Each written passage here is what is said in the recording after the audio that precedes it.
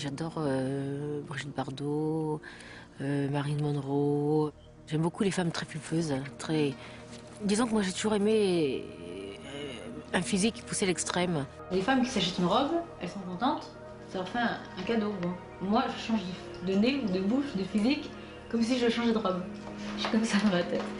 Parce que je suis insatisfaite, très insatisfaite. Je suis belle? Non, t'es moche. Je suis belle? T'es moche. Je suis belle? Je disais toujours ça, je suis belle.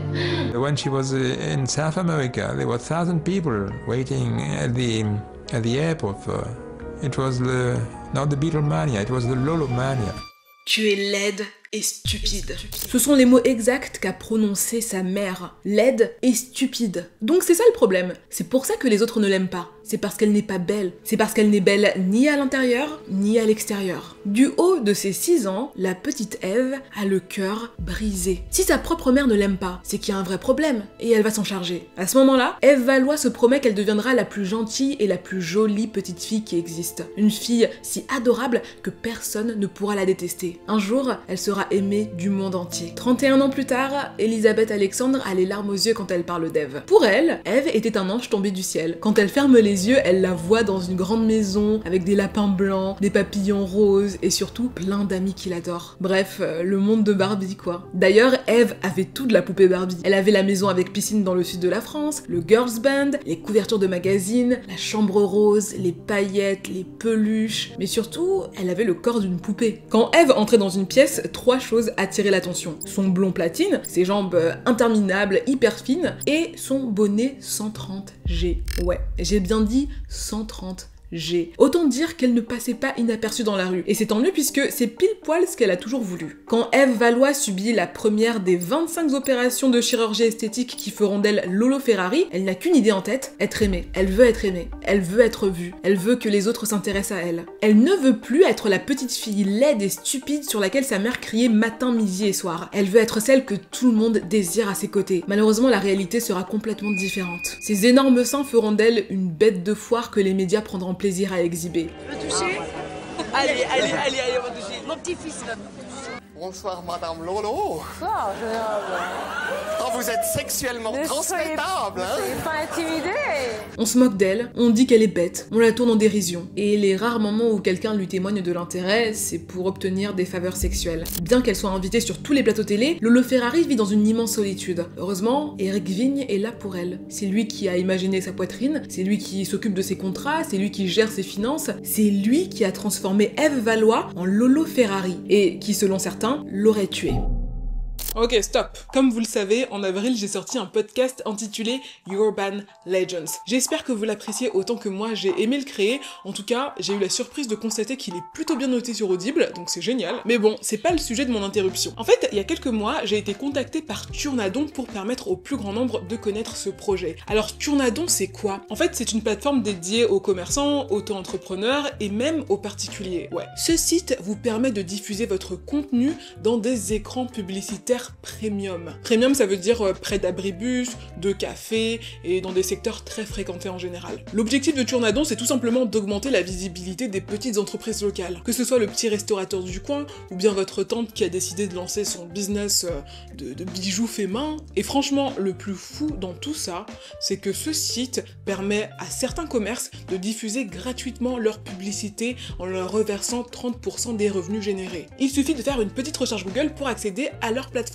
Et une fois dessus, vous pouvez sélectionner le nombre d'écrans, leur emplacement selon vos besoins, et puis aussi télécharger votre vidéo publicitaire. Enfin, vous choisissez la durée de votre campagne et vous effectuez votre paiement de manière sécurisée. Et avec le code LIVE, bénéficiez de 100 € pour le lancement de votre première campagne. Tournadon donne la possibilité à tout le monde de faire sa publicité. Je vous laisse bien sûr tous les liens en barre d'infos. Merci encore à Tournadon pour cette superbe opportunité. Maintenant, retour à notre sujet du jour. Le 9 février 1963, dans une clinique de Clermont-Ferrand, Yvette Valois est en sueur. Elle sue à grosses gouttes. Après des heures de travail, elle vient de donner naissance à son deuxième enfant. C'est une petite fille. Avant même que le bébé n'hurle, Yvette sait exactement comment elle va l'appeler. Ève Angeline Aline Valois. Et ce bébé, c'est sa mère tout craché. Parlons un peu d'Yvette. Yvette, c'est une femme qui a toujours su ce qu'elle voulait dans la vie. Elle voulait 4 enfants, elle en a eu 4. Elle voulait que son conjoint ait un poste haut placé, et monsieur est un ingénieur travaillant dans le programme d'énergie nucléaire de la France. Pas mal ça. Yvette voulait une famille de cartes postales s'installe, et c'est ce qu'elle a vu. Suite à l'affectation de son mari, tout ce petit monde quitte Clermont-Ferrand pour La Baule. Et c'est là qu'apparaissent les premières fissures. Le père d'Ève n'est jamais là. Et pas seulement à cause de son travail, mais surtout parce que c'est un homme à femme. Des brunes, des rousses, des blondes, des aventures longue durée, des coups d'un soir. Il trompe sa femme dès qu'il le peut. Mais tout ça, Ève, en tant que petite fille, elle ne s'en rend pas vraiment compte. Pour elle, son père est le plus cool du monde. Quand il est là, il la laisse faire tout ce qu'elle veut, il lui apporte plein de cadeaux, il la couvre de bisous, et entre cette avalanche de cadeaux et son absence,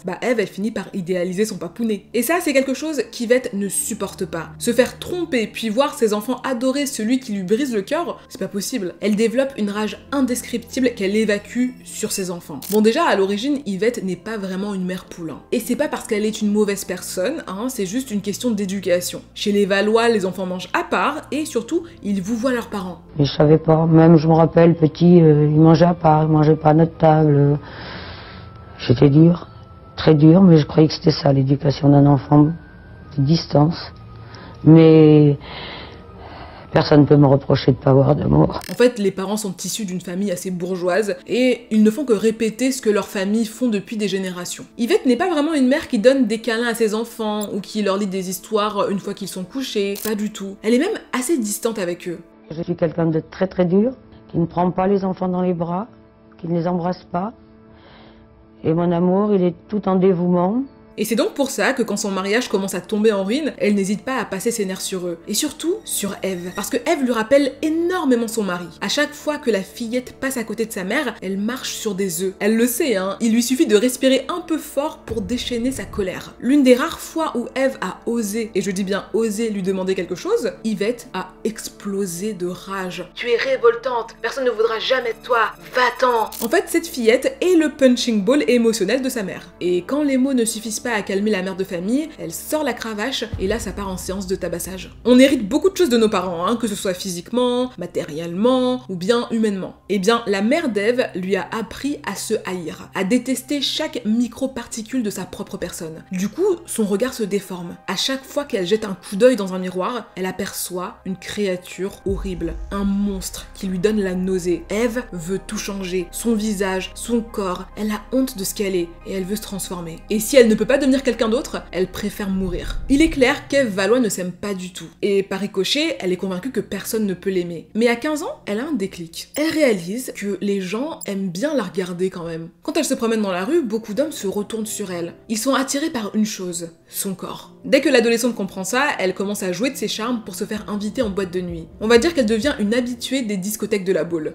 À 16 ans, elle a sa première relation sexuelle. Elle se passe dans une voiture avec un homme de 35 ans. Et ce sera la première des 1500 relations sexuelles qu'elle aurait eues au cours de sa vie. Mais malgré son attrait pour la fête, on va dire que Ève s'en sort quand même plutôt bien en cours. À 17 ans, elle obtient son bac et là, plus rien. Elle s'arrête là. À l'origine, Ève se rêve médecin anesthésiste. Le problème, c'est que sa mère ne l'encourage pas vraiment dans cette voie et son père, vous l'avez compris, il est absent et puis il ne sait pas vraiment ce qu'elle fait dans sa vie. Du coup, le projet tombe à l'eau et après le bac, Ève commence à travailler. Elle pose pour quelques magazines girlies, elle travaille parfois comme barmaid, mais son vrai passe-temps, ce sont les boîtes de nuit. L'adolescente est dehors presque chaque soir. Elle est connue dans tous les clubs de La Baule et surtout, elle multiplie les rencontres. Elle me dit, je préfère me laver les verres derrière le bar pour qu'on me voit, parce qu'on l'avait mis à l'office et elle voulait être vue.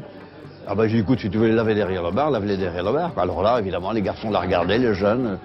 Alors tout ça lui donne une réputation qui colle pas forcément à l'image bon chic bon genre de sa famille. Ses parents ne savent pas quoi faire d'elle. Ils la supplient de se calmer. Et d'ailleurs plusieurs fois, ils lui disent « Ève, viens là, assieds-toi, on va discuter. » Et puis ils lui passent un savon quoi. Mais écoute ma chérie, là, t'as fait assez de frasques dans la ville, tout le monde sait qui tu es, on a super honte, va falloir que tu te calmes en fait. Les boîtes de nuit, les relations à gauche à droite, c'est bon. D'ailleurs t'as pensé à te marier là? Il est peut-être temps de le faire ça. Ce que ses parents ne comprennent pas, c'est qu'Ève a désespérément besoin d'amour. Elle a grandi avec une mère presque maltraitante qui n'était pas disponible émotionnellement et un père qui n'était jamais à la maison. Dans ses multiples rencontres, elle cherche tout simplement de l'amour. Pendant 5 ans, Ève se laisse dériver et ça l'use énormément. Dans le même temps, elle se met à rêver du grand amour, d'avoir des papillons dans le ventre, d'être avec un homme qui l'aimera vraiment, qui ne la quittera pas au premier coup de vent. En 1986, il semble que ses prières aient été entendues. Dans le pavillon des Valois, la sonnerie du téléphone retentit. Et quand Yvette décroche, c'est une voix masculine à l'autre bout du fil. Un certain Éric Vigne. cogne. Ni Yvette, ni son mari, ni même Eve ont entendu parler de ce mec. En même temps, au téléphone, Eric insiste sur le fait qu'il a eu leur numéro par un ancien camarade. Un jour, alors qu'il discutait avec cette personne, elle lui aurait montré une photo d'Eve. Et là, il aurait eu un coup de foudre en se disant « Ouais, bah en fait, c'est la femme de ma vie, je veux elle, je vais la voir. » Il sait que les Valois ne le connaissent pas, mais tout ce qu'il leur demande, c'est une chance. Juste une chance de rencontrer leur fille en tête-à-tête. Et Eric est super charmant. Il a la tchatch et il arrive à se mettre les parents d'Eve dans la poche. Ils lui disent « Ok monsieur, on ne vous connaît pas, mais on va en parler à Eve et on verra si elle est intéressée. » À ce moment-là, eux, tout ce qu'ils veulent, c'est que leur fille se calme, qu'elle arrête d'aller en boîte, qu'elle commence à vivre une vie rangée. Et heureusement pour eux, Eve accepte cette proposition. Quelques semaines à quelques mois plus tard, un homme brun sonne au portail des Valois. C'est Eric Vigne. Pendant ce temps-là, Eve, elle l'observe à travers la grille, elle se cache, elle rigole un petit peu bêtement. Elle est tombée sous son charme. Elle ne tient pas compte du fait qu'il sort tout juste de prison pour une affaire de drogue,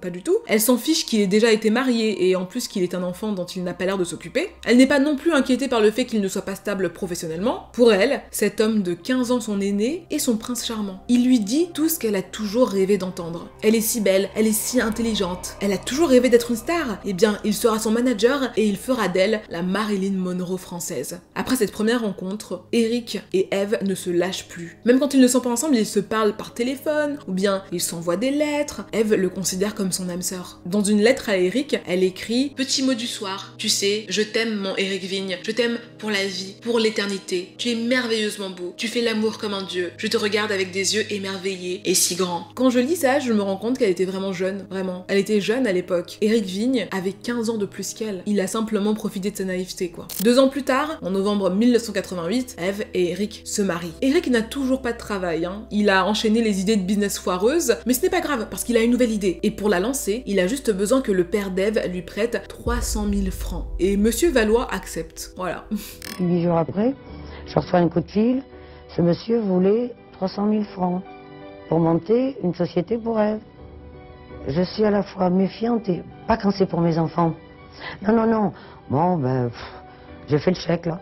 Et aussi, maintenant qu'ils sont mariés, le couple Vigne a besoin d'avoir son propre chez-soi. Et justement, Eve et Eric ont repéré une trop mignonne maison à Peymeinade, à 5 km du centre-ville de Grasse. Ce sera l'occasion pour eux de prendre un nouveau départ, loin de la Baule. Le seul souci, c'est que ce pavillon coûte 900 000 francs. Et qu'actuellement, ni Eve ni Eric ne travaillent. Ses parents l'assumaient, elle aimait. Elle voulait pas travailler. Le revenu net du couple est de 0. Mais encore une fois, les parents Valois volent à la rescousse. Ils sont au petit son pour leur fille, ils veulent absolument la caser, hein, on le sent. Ils se portent garant auprès de la banque, ce sont eux qui vont financer cette maison. Finalement, en novembre 1988, Eve dit au revoir à ses parents. Elle jette un dernier coup d'œil sur la maison de son enfance avant de partir. Elle a enfin trouvé quelqu'un qui l'aime vraiment, et sa nouvelle vie peut commencer. 2 ans plus tard, son époux et elle seront assis dans le cabinet d'un médecin. Stylo dans une main, feuille dans l'autre, Eric expliquera au toubib comment dessiner parfaitement la nouvelle bouche de sa femme.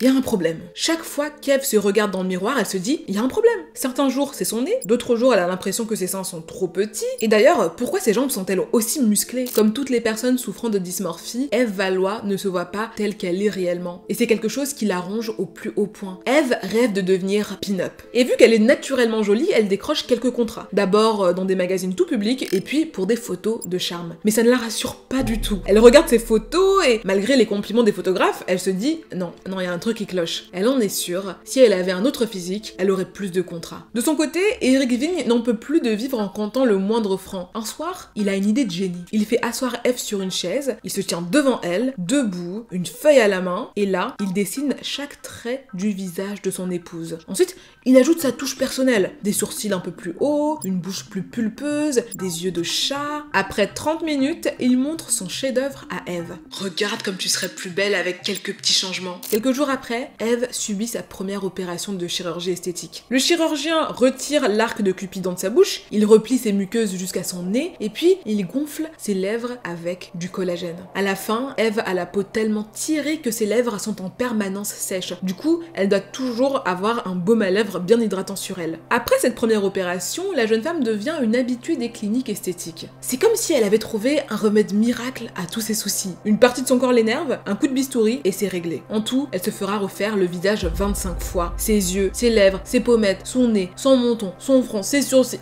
tout y passe, mais son plus gros projet, ce sont ses seins. Eric et elle rêvent d'un tour de poitrine de 180 cm. 180 cm, c'est énorme. c'est énorme. Au début, Eve se fait poser des implants en silicone. Alors, je précise que c'est pas possible de directement se faire poser des très gros implants. En fait, il faut augmenter le volume petit à petit. Et ça implique plusieurs opérations durant lesquelles des implants seront retirés et remplacés par d'autres plus gros. Et donc, c'est ce qui explique qu'Eve ait subi 22 opérations de la poitrine. À chaque fois, il fallait changer la taille des implants pour aller toujours un peu plus vers le haut. Après 2-3 ans, Eve affiche un tour de poitrine de 116,84 cm. Et c'est là que les problèmes commencent. Les chirurgiens esthétiques, heureusement, refusent de l'opérer. Ils lui disent « Madame, c'est trop en fait. Votre peau, elle est trop tendue, il y a risque de rupture, c'est dangereux. Nous, on ne peut pas le faire en tout cas. » Et ce n'est pas tout. Il n'existe pas d'implant en silicone plus gros que ce qu'Eve a déjà. La plupart des femmes veulent juste un décolleté un peu plus rempli. Elles n'ont pas envie de ressembler à des poupées Barbie grandeur nature. Alors forcément, les usines d'implants n'ont rien en stock qui soit au goût d'Eve et de son mari. Mais ce n'est pas grave. Eric Vigne est un homme plein de ressources. S'il n'existe pas d'implant à la hauteur de ses objectifs, il va les faire fabriquer lui-même. Plusieurs nuits de suite, Eric calcule le volume et le diamètre qui donneront à sa femme un bonnet 130G. Il sort ses vieux livres de maths, il s'improvise un peu anatomiste, c'est clairement Frankenstein qui imagine sa créature. Une fois satisfait de son travail, il décroche son téléphone. Au cours de ses vadrouilles, Eric a fait beaucoup de rencontres. Et là, il se souvient qu'il a le contact d'un ingénieur, et pas n'importe lequel. Un ingénieur qui a travaillé sur les tableaux de bord des Boeing 747. Ouais.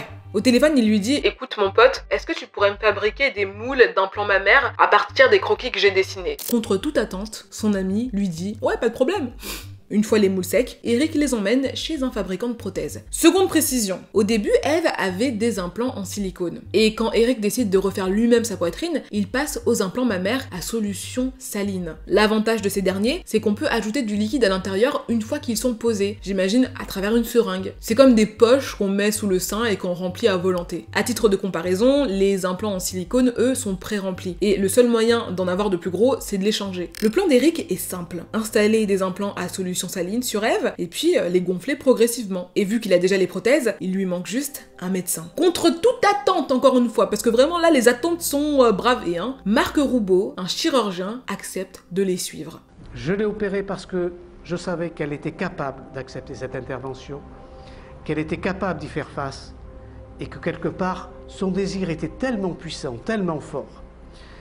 Elle avait tellement envie de changer sa vie. Elle avait tellement envie de travailler, elle savait qu'il fallait qu'elle en passe par là. Elle avait tellement envie d'avoir des seins qui correspondaient à ses envies intérieures que je l'ai opérée vraiment en toute quiétude. Tout est prêt. Les implants en silicone d'Eve sont remplacés par ceux à solution saline. Au début, le chirurgien injecte 2 litres de liquide dans chaque sein, ce qui est déjà énorme, genre, ça doit peser hyper lourd. Après plusieurs séances, Eve se retrouve avec 2,3 litres dans chaque sein. C'est comme si vous portiez 3 bouteilles d'eau cristalline dans chaque sein. C'est énorme, c'est horrible. À ce stade, sa peau est tellement tendue qu'elle-même a peur que ses seins éclatent. Et à cause de la taille énorme de sa poitrine, elle doit porter en permanence une brassière faite sur mesure. Le goal, c'est que son dos tienne, qu'elle n'ait pas mal au dos. La nuit, Eve ne peut dormir ni sur le ventre ni sur le côté. Elle doit dormir exclusivement sur le dos avec un oreiller sous les seins. Ah, mais bon, au moins, on va dire qu'elle a atteint son objectif, non? Pour moi, les seins, c'est pas quelque chose de... Je sais que c'est sexuel pour les hommes, je sais que c'est sexuel pour les femmes, pour les gens, mais pour moi, c'était pas sexuel. C'était quelque chose de... qui me faisait un garde-fou, qui me remplaçait l'enfance que j'avais pas eue. Pour moi, c'est la mère, parce que quand on y Freud, les seins, c'est la mère, la maternité, le lait. Donc j'avais fait cette poitrine pour ça, quoi, pour me donner un garde-fou. Quelque chose qui m'aidait à vivre.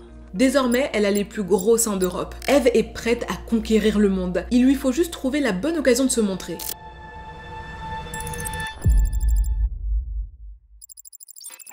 Vous l'avez compris, les Vignes ne travaillent pas. Ils ont besoin d'argent, de thunes, de flouze. Il est temps de rentabiliser toutes ces opérations de chirurgie esthétique. Mais pour ça, il ne faut pas qu'un physique, il faut aussi un nom qui claque. Pour des raisons assez évidentes, Eve choisit de s'appeler Lolo. Et elle rajoute sa touche personnelle en ajoutant le nom Ferrari. Alors contrairement à ce que beaucoup de gens peuvent penser, c'est pas du tout un clin d'œil aux voitures de luxe. En fait, c'est tout simplement le nom de famille de sa grand-mère maternelle. Lolo Ferrari est née. Dès le départ, elle mise sur sa poitrine XXL pour faire parler d'elle. Au début, elle fait des shootings érotiques dans son jardin, et puis elle passe un cran au-dessus. Elle se lance dans les films érotiques. Un film érotique, c'est un peu comme un film X, mais on voit moins de choses à l'écran. Je veux dire ça comme ça. Vu que ça ne fonctionne toujours pas, Lolo se dit, ok, je vais me lancer dans les films X pur et dur. Donc j'ai fait trois films X, et après j'ai arrêté complètement, et cette image-là me poursuit tout le temps, et j'aime pas du tout.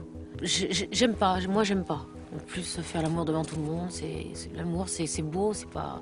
Puis je trouve ça crade. Elle en tournera 4, à savoir Le King de ces dames, Big Diddy, Double Airbag et Planet Boobs. J'ai l'impression que c'est drôle. Pas drôle, mais c'est comique. En tout cas, d'une certaine façon, ces films vont la propulser, puisqu'elle va apparaître dans Color Climax, un ténor de l'industrie X de l'époque. Mais après ça, rien. La carrière de Lolo Ferrari retombe comme un soufflet. La mayonnaise ne prend pas. Elle a toujours le physique, mais il lui manque l'exposition médiatique. Et c'est là que son mari manager a une autre idée de génie. Ils vont aller au festival de Cannes. En mai 1995, Lolo Ferrari se promène sur la Riviera de Cannes. Elle est hissée sur des talons de 12 cm. Dans ses cheveux, elle a noué un bandeau noir à la Brigitte Bardot. Elle porte un mini short et un top blanc. Ça fait plaisir de voir des gens gentils. Lolo Ferrari se balade, elle prend le soleil et elle attire tous les regards. Et finalement, elle trouve ce qu'elle cherchait, l'entrée des Hot Door Awards. Alors moi non plus je ne le savais pas, mais c'est une compétition qui récompense les professionnels du X. C'est un peu comme le festival de Cannes du film X. Devant les paparazzi, Lolo est en feu, elle soulève son t-shirt, elle prend la pose et le jour même, elle remporte le championnat d'Europe des gros seins. Le lendemain matin, elle fait la une de tous les magazines. Sa carrière est lancée. Elle est immédiatement repérée par un certain Jan Bucquois, un producteur belge. Lui, il la veut dans son prochain film Camping Cosmos. Ce sera son tout premier vrai rôle. Moi, j'ai le rôle d'une femme assez névrosée qui recherche toujours le bonheur, le plaisir, le désir avec un homme et je ne le trouve jamais. Et finalement, à la fin, je meurs, quoi, parce que je me suicide, quoi, parce que je suis malheureuse. Une caricature de Pamela Anderson. C'est dingue quand même, c'est fou. En 1996, Lolo Ferrari est partout. Elle est partout. When she was in South America, there were 1,000 people waiting at the airport for. It was not the Beatlemania, it was the Lolomania. Elle pose aux côtés de Jean-Paul Gaultier, elle apparaît fréquemment dans l'émission Eurotrash de la British Channel 4. Les plateaux télé se l'arrachent. Tout le monde veut un bout de Lolo Ferrari. Soyez pas nerveux. Je ne suis pas nerveux, je tremble un petit peu. Je vais vous partager un incident qui est assez amusant. À un moment, Lolo décide de profiter de la hype autour d'elle pour lancer Ferrari Underwear, une marque de lingerie. Et devinez qui s'y oppose? Eh bah Ferrari, le constructeur automobile. Idem quand elle annonce qu'elle veut lancer les poupées Lolo Ferrari Doll, Ferrari s'y oppose. Ce qui est marrant, c'est que sur les plateaux, Lolo Ferrari n'hésitait pas à dire qu'elle préférait les Bentley. Et par exemple, lors de shooting photo, elle s'affichait parfois avec des polos sur lesquels le logo Ferrari était barré. Bon, malheureusement, aucun de ces projets n'a marché. Il n'y a eu ni ligne de sous-vêtements, ni poupée. Mais par chance, sa route croise celle de Bernard Scholl. Grâce à lui, elle signe chez Sony et sort une chanson, Airbag Generation. Il se vend 300 000 exemplaires de cette chanson. C'est pas un tube, mais c'est quand même pas mal. Et ce titre permet à Lolo Ferrari de faire la tournée des cabarets et des boîtes de nuit. Une fois de retour dans sa loge, Lolo Ferrari avale une boîte de cachet, parce que sa nuit est loin d'être terminée. En fonction des dates, il arrive qu'elle aille voir un ou plusieurs hommes à l'hôtel. Vous avez compris, hein. Alors il existe très peu d'infos concernant cet aspect de la vie de Lolo Ferrari, mais selon certaines sources, il fallait débourser jusqu'à 1500 € pour une soirée avec elle. Et bien sûr, ce n'était pas elle qui touchait l'argent. Vous l'avez deviné, c'est Eric, son mari. C'est lui qui trouve les clients, qui négocie les deals et surtout qui encaisse l'argent. Il dépose Lolo à l'hôtel, il vient la chercher, c'est clairement son proxénète. Et d'ailleurs, en 1997, il sera condamné à 6 mois de prison avec sursis pour ces faits. Mais le pire, c'est qu'en 1997, Lolo Ferrari devient ringarde. L'effet de mode est passé, elle ne fascine plus autant, elle ne fait plus autant fantasmer. En fait, on l'a déjà vue partout et sous tous les angles, elle n'intéresse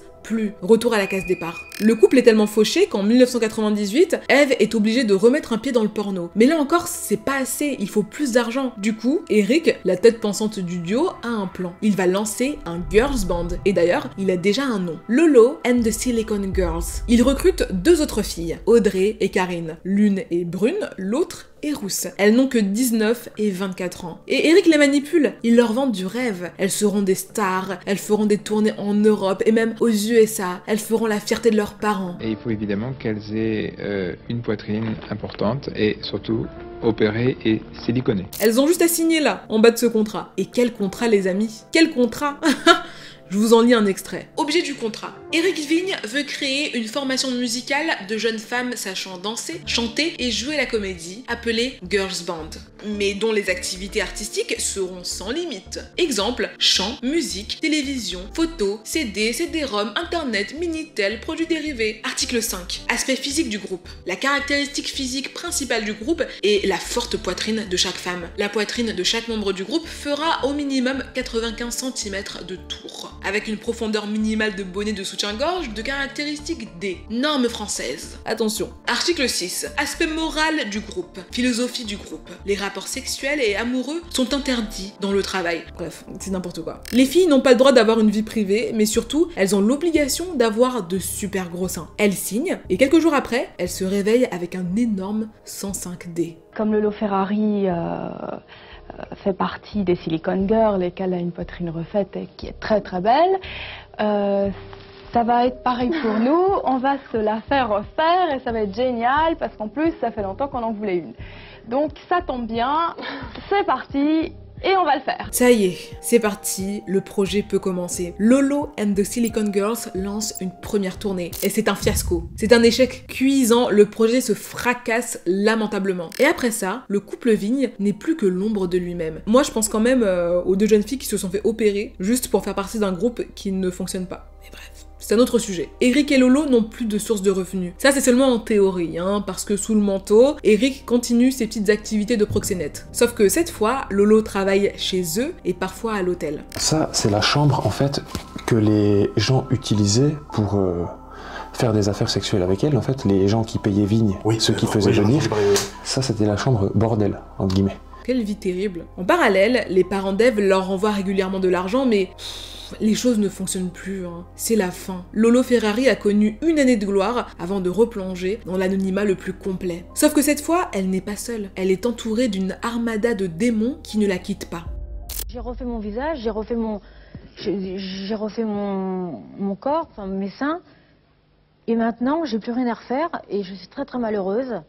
Et je me dis, il va falloir que je refasse quelque chose parce que je me sens vraiment très très mal. Des fois, j'ai des petits moments de cafard et je me dis, j'ai plus rien à refaire. En interview, Lolo Ferrari, elle est pétillante comme du champagne. Elle rit, elle sourit, elle rigole. Elle illumine la pièce comme un rayon de soleil. Je suis spéciale dans ma tête. Sans doute, mais... On voit bien déjà avec mon physique que je suis spéciale. Mais quand les caméras s'éteignent, c'est une toute autre histoire. D'ailleurs, Lolo le dit souvent aux journalistes qu'il interviewe. Toutes ces choses, c'est parce que je ne supporte pas la vie. Mais ça n'a rien changé. Il y a des moments où je me déconnecte totalement de la réalité. Dans ces moments-là, je peux tout faire, absolument n'importe quoi. J'avale des pilules, je me jette par la fenêtre. Mourir semble alors vraiment très facile.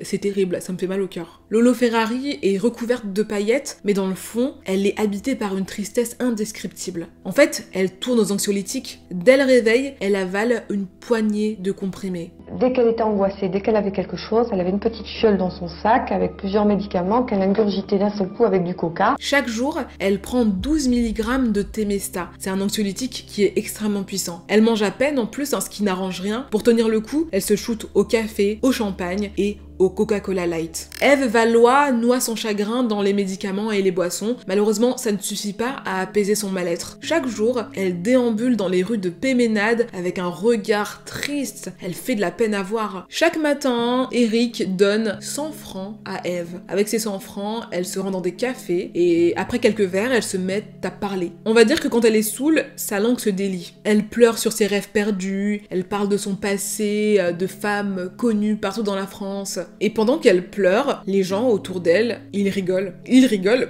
On allait régulièrement dans ce bar et c'était pas bien pour elle parce qu'on se foutait d'elle. Pour eux, Eve est seulement une bête de foire, ce n'est pas un être humain, ils ne la prennent pas au sérieux, et ça, c'est le plus terrible, je trouve. Publiquement, Lolo Ferrari n'est plus qu'une star déchue. Et dans sa vie privée, c'est une femme de 37 ans qui subit des violences conjugales, qui a des problèmes avec sa famille, et qui est stone du matin au soir. Mais finalement, le 5 mars 2000, tout s'arrête. À 14h55, Eric Vigne compose le 112. Sa femme, Eve, est décédée. Plus tôt dans la journée, il s'est rendu à l'étage pour lui parler, et c'est là qu'il l'a trouvé trouvée. Elle était allongée sur son lit, dans sa nuisette rose, manucurée et surtout froide comme un glaçon. 10 minutes après l'appel d'Éric Vigne, la police et les pompiers sont sur place. Quand ils entrent, ils sont scandalisés. La maison est dans un état dégueulasse. C'est sale et de la poussière partout, des vêtements sont jetés à gauche et à droite. Sur l'un des murs du salon, quelqu'un a écrit « Eric, I love you ». À l'étage, ils entrent dans la chambre de poupée où repose Ève Valois. Elle a l'air paisible, hein. On pourrait penser qu'elle dort. Le seul élément qui indique qu'elle est morte, c'est sa température corporelle. Ah, aussi, je le précise, il y a une dizaine de bleus sur ses jambes. Sur le mur au-dessus d'elle, un autre message est écrit. On peut lire « Si pas rentré 8 heures, divorce ». C'est triste. À 16h15, le médecin légiste rend son premier verdict. En s'appuyant sur la rigidité cadavérique, il en déduit qu'elle est morte plus de 6 heures avant l'arrivée des secours. Elle est donc décédée avant 10h15. Pendant qu'il rédige son procès verbal, la police en profite pour interroger Éric Vigne. Selon lui, la veille, Ève serait rentrée aux alentours de 22h. Vu qu'elle avait des soucis respiratoires, sûrement à cause de ses prothèses, elle aurait insisté pour dormir seule dans leur chambre à coucher. Elle est montée, il s'est couché sur le canapé, et le lendemain matin, il l'a trouvée morte. Mais ça, c'est la version courte. Parce que Ève n'était pas juste dépressive.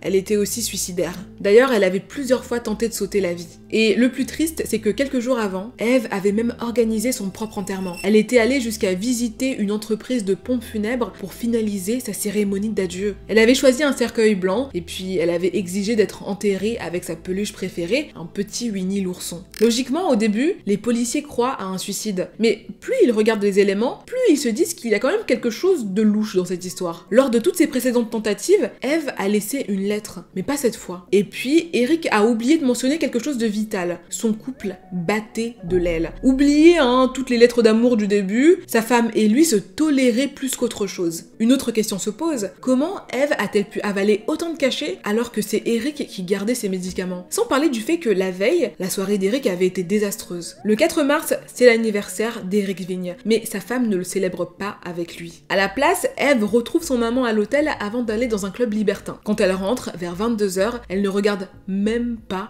Éric. En interrogeant le mari, les policiers se rendent compte qu'il ne leur a pas tout dit. Par exemple, quand il appelle les secours, ça fait 1 heure qu'il a trouvé le corps sans vie de sa femme. Et son explication, elle est vraiment lunaire. S'il n'a pas directement appelé les pompiers, c'est parce qu'il parlait avec l'âme d'Ève. Bref, faute de preuves, la police le laisse partir et conclut à un suicide par overdose médicamenteuse. Et là, immédiatement, Éric Vigne insiste pour que sa femme soit incinérée. Selon lui, c'était le souhait d'Ève parce qu'elle ne voulait pas être dévorée par les vers. Ça, c'est très bizarre quand on sait qu'elle a demandé à être enterrée avec un ours en peluche. Heureusement, les parents de la jeune femme s'opposent à cette décision et un juge leur donne raison. Après toutes ces péripéties, Ève Valois est enfin enterrée. Mais immédiatement après la cérémonie, le corps est renvoyé en chambre froide et ce pour être examiné. La saga Lolo Ferrari ne s'arrête pas là. Le corps de sa femme n'est même pas encore enterré qu'Éric Vigne essaie de vendre des photos d'elle dans son cercueil. Lorsque des journalistes le contactent pour réaliser un documentaire sur la défunte, il leur dit qu'il le fera sans souci, mais pour 20 000 €. Les parents d'Ève sont convaincus qu'Éric l'a tuée. Ils portent plainte pour abus de faiblesse.